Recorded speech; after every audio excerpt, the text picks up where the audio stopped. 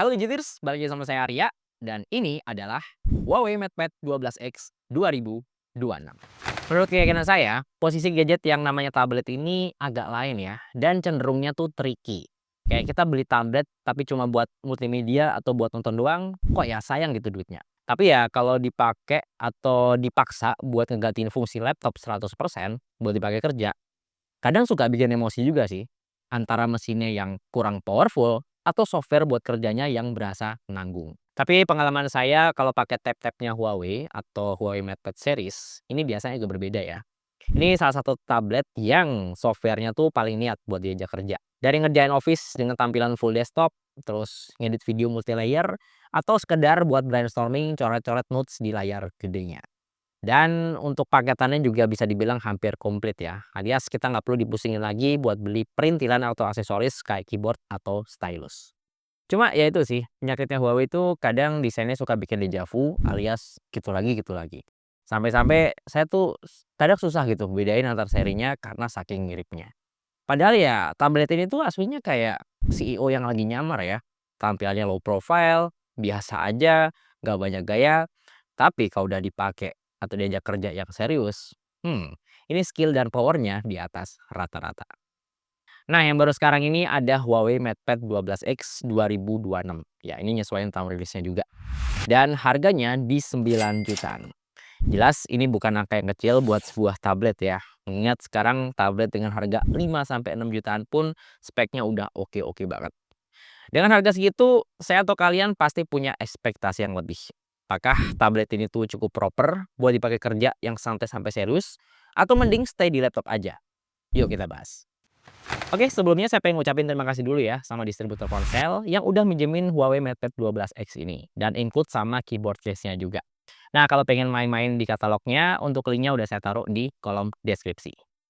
Harga persis tablet ini tuh di 9,299 juta ya, atau 9,3 juta, dan cuma ada satu varian aja, dengan memori 12/256, dan koneksinya cuma WiFi only doang. Sebenarnya kalau kita beli di masa promo yang mana sampai akhir bulan ini, benefitnya sih lumayan menyala ya. Selain keyboard ya, kita juga dapat Huawei M Pencil Pro terbaru yang juga udah support di tablet ini. Terus ada mouse Bluetooth dan tambahan 1 tahun garansi. Yang mana kalau di total-total ini tuh nilainya sekitar 2 jutaan. Kalau untuk keyboard case-nya sendiri emang udah sepaket ya, bareng chargernya juga. Coba deh ya ini keyboard case-nya warnanya putih dan ini tuh pakai koneksi Neuralink ya, plus ada pogo pin juga di belakang tabletnya. Kita tinggal pasang dan Neuralink ini tuh kalau kita konekin itu nggak seribet kayak kita pairing pakai Bluetooth. Ini kalau kita konekin biasanya ada suaranya. Tuh, ada suaranya dan kalau pertama kali ngaktifin itu kita bakal muncul semacam pop up di layar ya, mana kita harus konekin ke Neuralink-nya. Dan udah tinggal pakai, nggak perlu pairing ribet, nggak perlu nunggu lama, dan udah bisa langsung dipakai buat ngetik yang enak.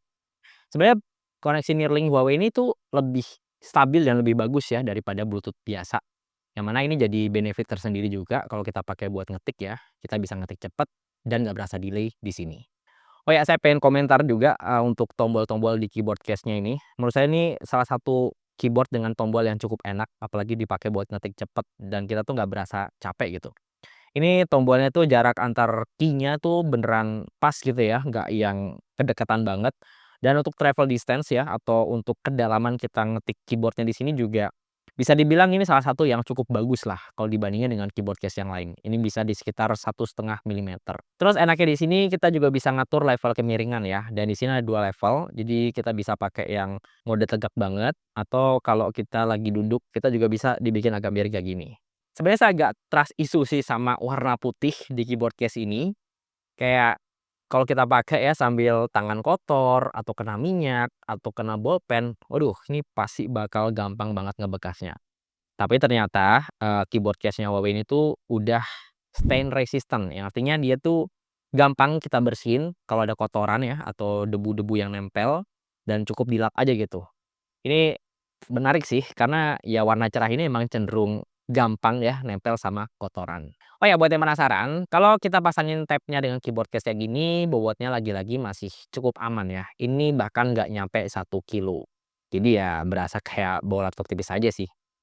Ya kalau ngomongin Huawei MatePad, kita nggak usah kemana mana dulu ya. kita mending fokus sama satu aplikasi ulti yang sampai detik ini belum pernah saya temuin di tablet-tablet sekelasnya, yaitu WPS Office PC Level. Pengalaman pakai Office yang biasanya kita temuin di laptop Windows bener-bener bisa dipakai di sini. Kayak misalnya kita masuk ke aplikasi Word-nya nih. Di sini toolbar-nya tuh lengkap banget. Persis kayak di aplikasi Word-nya Microsoft Office versi laptop. Bisa multi-tab, bahkan multi-Windows kalau pengen dibuka dua dokumen Word sekaligus. Bahkan bisa custom margin nih buat kebutuhan printing yang spesifik. Di Excel, fungsi pivot table-nya juga jalan. Mau bikin quick flow chart atau conditional formatting, bisa semua. Lagi-lagi, fungsi Excel yang spesifik kayak gini tuh belum pernah saya lihat ada di aplikasi Office bawaan tablet.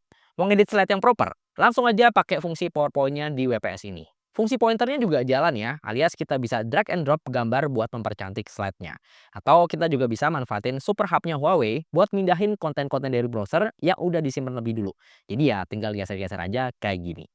Nah, itu semua sebenarnya fitur-fitur default ya dari WPS Office PC Level yang emang eksklusif buat Huawei MatePad series. Yang baru di Huawei MatePad 12X ini, WPS Office-nya tuh udah versi yang terbaru ya, versi 3.0. Dan upgrade fiturnya tuh bener-bener bikin saya betah kerja lama-lama langsung di tablet ini.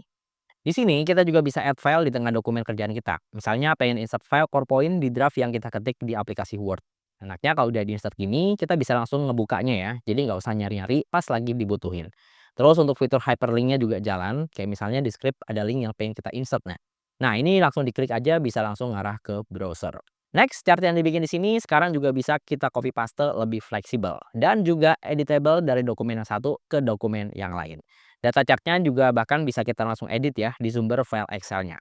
Dan pas berubah datanya, chartnya juga otomatis langsung berubah.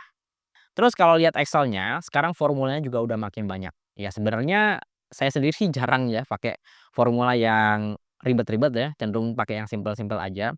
Tapi one day kalau kita butuhin, ini tinggal pakai aja. Oh ya, ada juga LaTeX formula editing. Mungkin buat saya atau kalian yang kerjaannya cuma kirim invoice atau ngetik script doang, ini fitur mungkin nggak kepake-pake banget. Kita lihatnya tuh kayak kode alien ya, karena ya isinya tuh formula matematika. Tapi buat kalian mahasiswa teknik, anak MIPA, atau dosen yang tiap hari berkutat sama jurnal atau rumus matematika yang jelimet, fitur ini tuh cheat code jalur resmi banget. Biasanya ngetik rumus di tablet itu kan susah banget ya, karena kita harus klik simbolnya satu-satu. Kita tinggal ketik kodenya dan boom, jadi deh rumus yang udah rapi. Ini bukti kecil ya kalau Huawei itu nggak main-main pas bilang tablet ini tuh bisa ngegantiin laptop. Karena ya mereka mikirin fitur niche yang bahkan di laptop aja tuh orang males pakainya. Ya, di luar aplikasi bawaannya yang laptopable, HarmonyOS di sini juga ngasih pengalaman multitasking yang cukup oke. By the way, ini udah pakai HarmonyOS 4.3 terbaru ya. Dan kalau kita pakai multitasking tuh bisa sampai 4 aplikasi sekaligus dalam satu frame. Skenarionya sih kita bisa ngebuka aplikasi dalam split screen ya, 2 tampilan gede. Dan kalau masih kurang kita bisa ngebuka 2 tampilan lagi ya, yang mana itu di mode floating. Jadi ya misalkan skenario kita lagi scripting di Office, terus kita split sama aplikasi browser, misalnya sambil riset-riset cari gambar atau cari data gitu ya. Dan kalau kita mau pakai Zoom meeting juga bisa ya, nanti bakal dibuka dalam tampilan floating-nya. Plus kalau kita masih butuh aplikasi galeri gitu, buat drag and drop gambar juga bisa kita buka dalam tampilan mode floating. Tapi Bang, Huawei kan pakainya Harmony OS ya. Ini bukan Android gitu, alias gak ada layar Google-nya. Gimana kalau kita yang biasanya kerja di Google Docs, Google Sheet, atau Google Slide? Tenang, Huawei juga punya store apps-nya sendiri dan memungkinkan kita buat download plus install aplikasi Cloud Office-nya Google tadi. Dan ini tuh semuanya berfungsi dengan normal ya. Dia jalan secara native alias bukan cuma shortcut ke browser doang. Untuk komunikasi kerjaan lewat WhatsApp, kita juga bisa tautin WhatsApp langsung di aplikasi native-nya. Mau video conference lewat Zoom Meeting atau Google Meet, semuanya bisa kita pakai di sini. Seolah-olah kayak lagi pakai tablet Android pada umumnya. Ya emang sih, database app galerinya Huawei ini tuh nggak seluas Google Play Store apalagi App Store. Masih jauh banget lah. Bahkan sekelas aplikasi Netflix aja tuh nggak ada di app galerinya Huawei ini. Tapi alternatifnya, kita bisa install aplikasi yang namanya Gbox dan itu semacam hub buat kita konekin ke Google Play Store. Jadi buat aplikasi yang tadinya tuh nggak ada di App Gallery, ketika kita pakai Gbox ini, itu langsung kayak nyambungin gitu ke Google Play Store. Dan ya semua aplikasi Android bisa kita pakai di sini. Cuma memang sih ada semacam bugs ya, nggak tahu bugs-nya tuh di aplikasi tertentu aja atau gimana, tapi pengalaman saya download Netflix dari Gbox tadi, dan pas saya lagi enak-enak nonton ya, udah di tengah jalan nih nonton film atau series, tiba-tiba tuh dia langsung balik lagi ke awal gitu, kayak di menit-menit awal lagi gitu. Dan itu bukan cuma sekali, bahkan sekitar 4 sampai 5 kali. Tapi di luar isu apps kayak gini, buat nonton tablet ini tuh asli enak banget. Layarnya gede banget ya, 12 inch, resolusinya juga rapet di 2K, dan Netflix biarpun defaultnya tuh aslinya nggak support, tapi dia udah widescreen L1 juga. Jadi kita tetap bisa streaming di resolusi yang full di sini. Dan MatePad 12X kali ini juga layarnya udah paper matte ya. Artinya kalau kita pakai di luar ruangan atau di semi outdoor kayak di coffee shop, ini bisa ngeredam pantulan cahaya yang lebih bagus. Ya menurut keyakinan saya sih, layar paper matte di tablet harga segini tuh bener-bener ngasih visual yang cukup mahal ya. Sebagai perbandingan aja, di universe-nya Apple, iPad Pro yang punya layar paper matte kayak gini, itu cuma ada yang varian yang paling pucuk gitu, yang harganya udah 20 jutaan.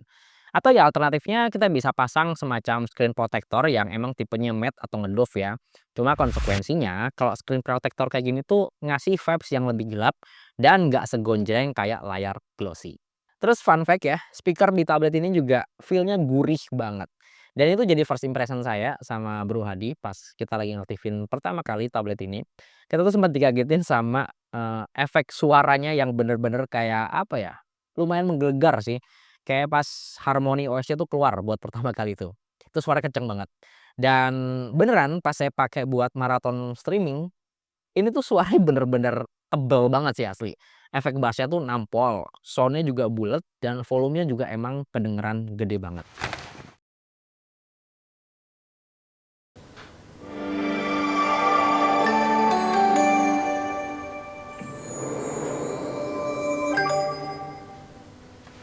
どのような祝福をお望みですか？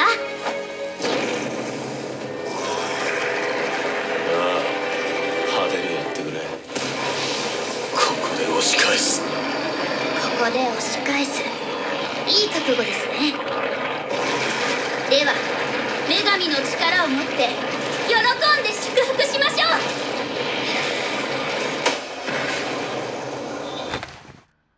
Cek cek 1 2 3. Ya, sekarang saya nyobain kamera video bagian depan dari Huawei MatePad 12X 2026 yang bakal sering kepake buat video conference ya kayak Zoom Meeting atau Google Meets. Dan ini langsung saya cobain di aplikasi Zoom Meeting-nya. So far sih angle-nya lega banget ya, atas bawah kiri kanan ini masih aman dan jarak saya ke tablet juga nggak yang jauh-jauh banget.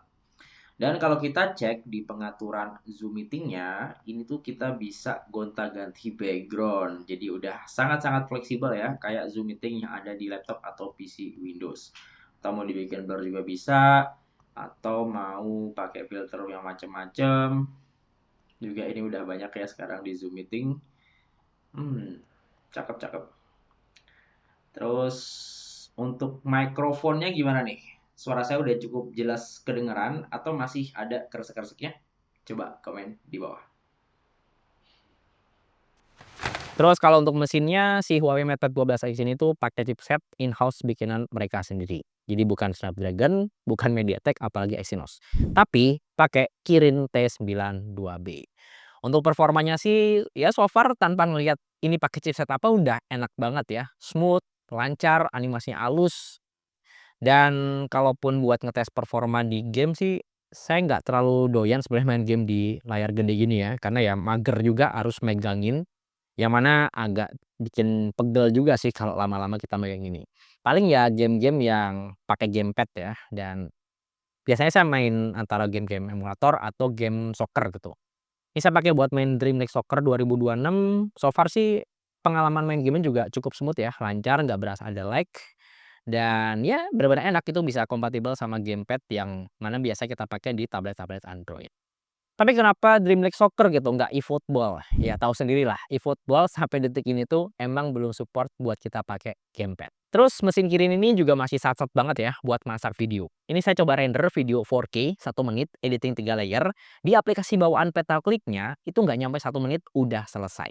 Aplikasi video editor bawaan ini juga udah paket komplit sih. Kita bisa editing multi-layer, ubah efek suara, sampai fungsi chroma key buat ngedit video green screen. Ya rasanya kalau fungsinya tuh udah selengkap ini jadi mager ya mau install CapCut apalagi VN Editor. Tapi kalau ngerasa layar 12 inch di sini tuh kekecilan ya, kayak misalnya buat ngedit video dengan layar yang cukup banyak. Nah, tablet ini juga bisa display out ke monitor eksternal yang layarnya lebih lega. Ya sebagai informasi ya, USB port di tablet ini juga udah Type-C 3.1 yang artinya emang udah kompatibel buat dicolok ke monitor eksternal gitu. Dan tentunya nggak delay ya dibanding kita pakai koneksi wireless. Cuma ya problemnya kalau buat display out ini kita harus beli kabel USB Type-C yang terpisah yang emang support 3.1. Karena ya kalau ngandelin kabel charger bawaannya itu masih pakai generasi lawas Pak, masih 2.0 yang artinya nggak kompatibel untuk display out ke monitor eksternal. Nah, kalau baterainya gimana nih? Ini baterainya spek power bank banget ya, 10.100 mAh. Dengan kapasitas segini sih, so far masih aman banget ya buat dipakai 1 sampai 1,5 harian penuh. Itu pun untuk aktivitas yang cukup intens ya, dari office, Zoom meeting, terus dipakai marathon streaming, dipakai ngedit konten juga. Ini udah aman banget. Dan kurang lebih kayak gini pengalaman saya pas lagi pakai baterainya ya, posisi baterai per aplikasinya. Dan kalau saya lihat-lihat sih memang yang paling boros itu di Zoom Meeting ya. Tapi lagi-lagi ini balik ke skenario masing-masing. Untuk Zoom Meeting memang saya cukup intens banget karena posisi on cam, terus kita harus share screen juga pakai PowerPoint yang mana itu ngabisin daya yang enggak sedikit. Dan buat ngisi baterai segede ini kita juga udah dapat charger bawaan ya di 66 watt. Ini ngisi baterainya setengah kurang lebih sekitar 40 menitan lah. Dan kalau mau full tank itu bahkan masih di bawah 1,5 jam. Oke, jadi kesimpulannya, tablet 9 jutaan ini cocoknya buat siapa sih? Kalau kalian cari tablet buat dipakai nonton drakor atau buat main game doang, saran saya sih skip aja. Karena ya masih banyak opsi tablet yang lebih murah dan juga lebih masuk speknya buat kebutuhan kalian itu. Tapi kalau kalian kayak saya, yang mana sering kerja mobile, ngedraft script di mana aja, terus bikin slide PowerPoint yang satset tapi tampilannya masih proper, atau ngolah spreadsheet yang serius di cafe tanpa harus buka laptop, dan punya layar matte yang bener-bener nggak bikin silo ya, kalau kita pakai kerja di luar ruangan, ya Huawei Mate 12X 2026 ini menurut saya sih salah satu opsi tablet yang cukup bagus untuk saat ini. Karena ya tablet ini tuh beneran ngasih paket yang bisa dibilang komplit sih buat harganya. Kita dikasih layar legabin gonjreng, keyboard yang enak dipakai buat kerja. Terus software WPS Office-nya juga bener-bener PC level ya. Yang mana dia ngasih fungsi dan menu yang beneran mirip kayak aplikasi Office yang biasa kita temuin di laptop-laptop Windows. Jadi ya bukan sekedar aplikasi Office mobile yang digedein doang layarnya. Tapi emang sih kalau kebutuhannya tuh di luar Office, kayak butuhnya aplikasi statistik yang lebih proper buat ngolahin data macam SPSS atau aplikasi AutoCAD yang lebih proper buat bikin model 2 dimensi atau 3 dimensi, kayaknya tablet belum ada di level ini ya. Dan dengan harga yang mirip-mirip sih, that simple. Beli laptop dengan harga 7 sampai 8 jutaan itu bisa jadi opsi yang lebih oke. Ya, terima kasih sudah nonton video ini sampai selesai dan semoga video ini bisa ngasih referensi ya, terutama buat yang masih penasaran sama Huawei MatePad 12X 2026. Nah, untuk ngecek spek lengkap dan pembelian tablet ini seperti biasa, linknya udah saya taruh di bawah. Ya, di sini saya Arya dari belakang kamera ada Tama. Sampai ketemu di video berikutnya.